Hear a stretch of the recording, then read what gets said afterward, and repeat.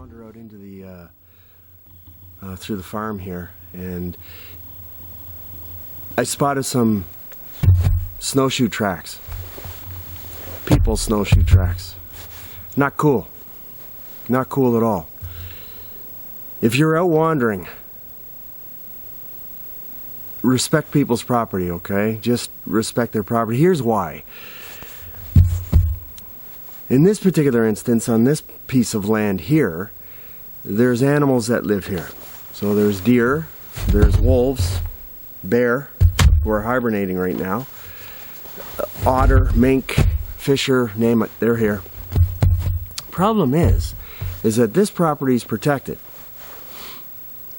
If those animals are, if you're coming through, you create a ripple, right? You create a ripple. So when you create this ripple, it cascades through the forest, and you might not see them, but those little guys, like the deer and stuff, they will move out. They will move on. Here's the issue. Up here, out here, there's people who will kill all year round. Not during the hunting season. They will kill outside the hunting season. It's what they do. If these animals get chased out of this property here or adjoining properties and they go somewhere where they're not supposed to go, they're going to get killed. Not to mention the fact, here's the other thing too. When you're out wandering, deer are basically sleepwalking in the wintertime. They're basically sleepwalking.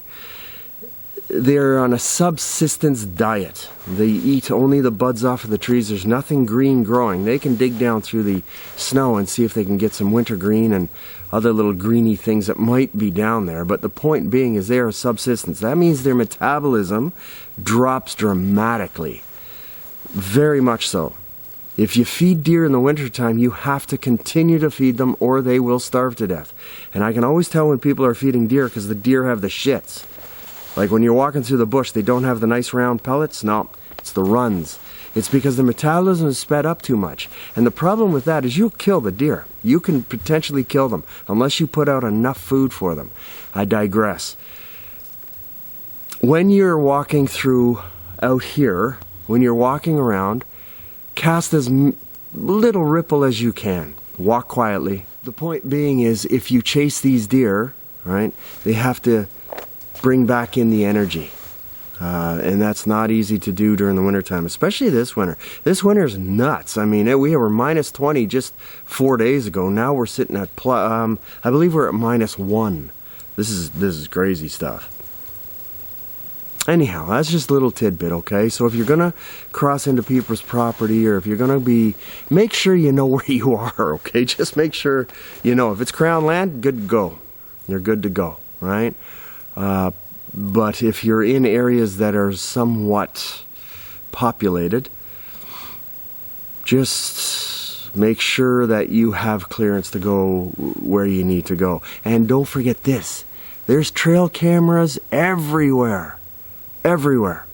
Man, I spot them all over the place.